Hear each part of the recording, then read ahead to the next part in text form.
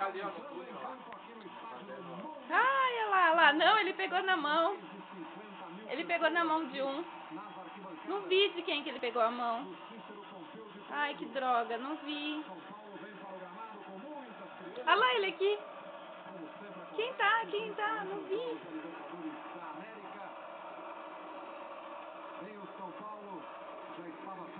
Volta lá, meu Deus, não quero ver a torcida. Olha lá. Olha lá ele aqui. Ele aqui, ó.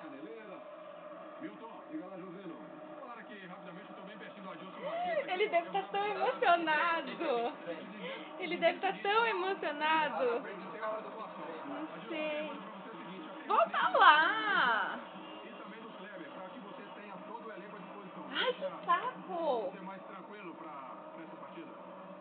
Eles fizeram o trabalho lá à tarde com o Zé Mário, a gente observou, não se...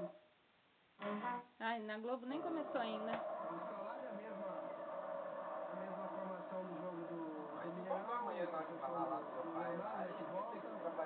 Ai, com certeza. Eu sei que é difícil criar o número de oportunidades, São Paulo deve sair um pouquinho mais, acho que vai ser um bom jogo. Volta lá no São Paulo, gente. Mas que repórteres chatos.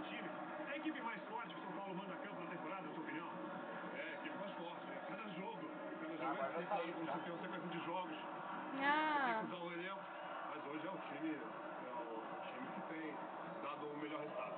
Você pensa nessa coisa de administrar resultado? Como é que você trabalha lá 2-0? É impossível. Isso é jogo de Copa. Quem está em desvantagem corre um risco muito maior. É defender e atacar bem. Obrigado, Milton. Acho que não vai aparecer mais. Os dois times estão se alinhando. O Rogério Ceni Já tá no seu gol. final de aquecimento. Nós teremos a execução do hino nacional do Brasil, conforme determinação de lei. Não vai ter mais. Aqui em São Paulo. Aí o torcedor do São Paulo fazendo o seu papel, como já tem sido tradicional. Aí vê quem é o 23. Vai dar a escalação depois, né? Da Globo dá a escalação.